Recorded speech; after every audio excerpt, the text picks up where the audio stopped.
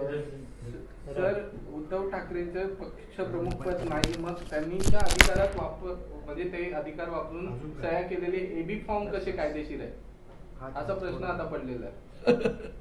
खर तर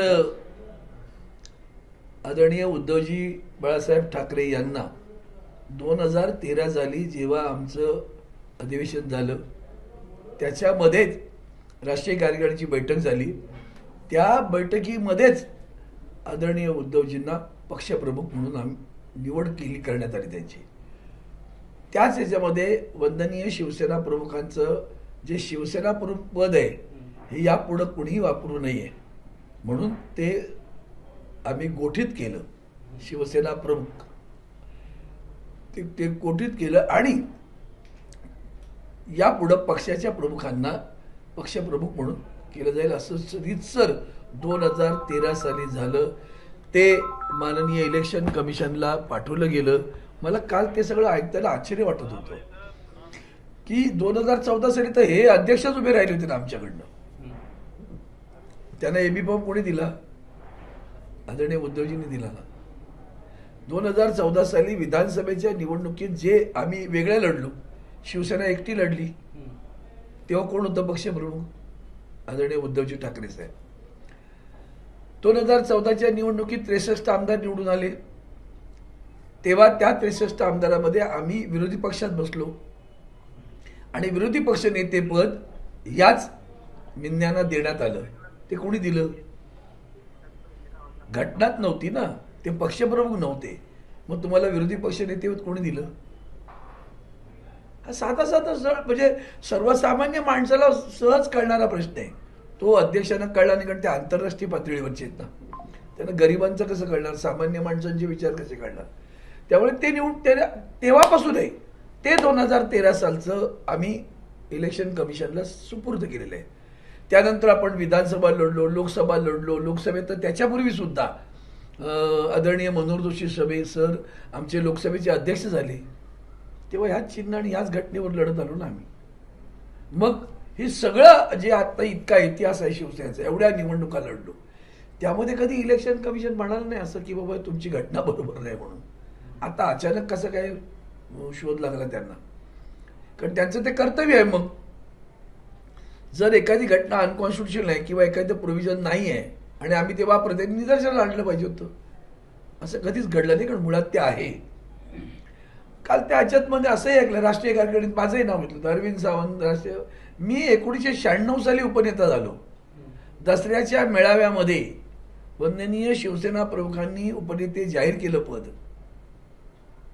आणि त्यानंतर मग रिसर ते कायदेशीर बाबीत आलं. ते त्याच्यामध्ये आम्ही पहिल्या उपनेते पद हे तयार करण्यात आलं आणि त्या पहिल्या फळीमध्ये 1996 साली मी उपनेता झालो आणि उपनेते पद हे राष्ट्रीय कार्यकारिणीत आहे ना. त्यांना माहिती नाही का? त्यांना माहिती आहे ना. पण हे सगळा जो कल्ला करायचा आहे ना त्यांना, ते कोण करतंय? 100%वाले. त्यांचं उद्दिष्टच आहे. त्यांनी पहिल्यापासून ठरवतं की शिवसेनेला कच्चीकरण करायचं. अगदी जुनी मंडळी आहेत असताना त्यांना धाडस झालं नाही. आता थोडं धाडस करतात, एवढाच फरक आहे त्याच्यामध्ये. तेव्हाही तेच त्यांचा गोल होता. आजही त्यांना कळत नाही की शिवसेनेची पाळंमुळं किती खोल आहेत. तरी तुम्ही जितका आम्हाला दुखवाल, जितका जसा चेंडू आपण जोरात आपतो तितका तो जोरात उसळून येतो ना, तशी शिवसेना अधिक उसळून येणार. शिवसेनेमध्ये कुठेतरी अंतर्गत धुसफूस असल्याची माहिती समोर येते. आज त्या संदर्भात बैठक देखील झाली. 2018 कुठे बैठक झाली? मातोश्रीराजाची बैठक. मी होतो ना बैठकीत. काय झालं त्या बैठकीत? 2000 काय झालंय उलट्या बाजूने विचारू नको. बैठकीत काय नाही झालं. आम्ही सर्वोच्च न्यायालयामध्ये लढणार. धुसफूस वर एक असला विषय येतो. सर्वोच्च न्यायालयामध्ये गेले ना, अनिल परब गेले तिकडे दिल्लीमध्ये. मात्र 2018ची जी घटना आहे त्या घटनेची निवडणूक आयोगाकडे नोंद नाही. मी आता तुम्हाला घटनेतलीच बाब सांगते ना. मग तुम्ही डायरेक्ट 2018 वर काय बोलता आणि 1999 वर काय बोलता? त्याच्यामध्ये काय एकदम 10-15 वर्षांनी होतं का? दर 5 वर्षांनी निवड होते ना. मुदत 2013 झालं, 2018 झालं, त्याच्यानंतर 2007 झालंय ना. मग 2013ची घटना तुमच्याकडे आहे. मी त्याला पुढचं गोष्ट सांगेन तुम्हाला. हे सगळे याच घटनेला धरून, याच घटना दुरुस्तीला धरून आदरणीय उद्धवजी ठाकरे साहेब पक्षप्रमुख म्हणून मान्यता घेऊन आपण निवडणुका लढलो, जिंकलो. त्यामुळे ते पद गैर आहे, अवैध आहे असं ना इलेक्शन कमिशन म्हणालं ना कोणी म्हणालं होतं. आता हे ठरवून जाणीवपूर्वक खोटं करायचं, पण रेटून न्यायचं आणि ते मान्य करून घ्यायचं. सगळं आता मला वाटतं आदित्यजी सारखं बोलत असतो आमचा घटनाबाह्य सरकार, म्हणजे घटनाबाह्यच काम चालू आहे ना. काय सांगितलं होतं सर्वोच्च न्यायालयानं? सांगितलं होतं का पक्ष कोणाचा ठरवा असं सांगितलं का? मग पक्ष कोणाचा ठरवायचा काय विषय आला तुमचा? मी तुम्हाला सगळ्यांना एक नवीन मुद्दा सांगतो आणखीन. नवीन म्हणजे भाऊ बाकी विद्वान आहेत, आपल्या साध्या भोळ्या माणसाला जे दिसतं ते, ज्याला तुम्ही लेजिस्लेटिव्ह पार्टी म्हणता आणि पॉलिटिकल पार्टी म्हणता, ती लेजिस्लेटिव्ह पार्टी त्याच्यामध्ये निवडून आलेले पक्षाचे पॉलिटिकल पार्टीचे आमदार ते लेजिस्लेटिव्ह पार्टीचे झाले. इथं काहीतरी मतभेद झाले, समजा त्याच्यात विभागणी झाली, ते 36, 40 आणि इकडे 16, 17 हे मान्य करतो ना आपण. म्हणून पक्षावर कसं काय धरू शकता तुम्ही? पक्ष कसा त्यांचा होईल? लेजिस्लेटिव्ह पार्टीला कालमर्यादा आहे ना. ती पार्टी ते जे काही सदस्य आहे ती संख्या 5 वर्षासाठी आहे ना. का अखंड आहे, तहयात आहे ती? नाही ना. पुढच्या वेळेला आणखी 10-15 आणखीन वाढले असतील किंवा कमी झालेले असतील, काही असेल. एखाद्या पक्षाचा एकच आमदार असेल तरी पॉलिटिकल पार्टी आहेत ना, ती संपते का? एखाद्या पक्षाचा आमदारच नसेल तरी पॉलिटिकल पार्टी आहे ना.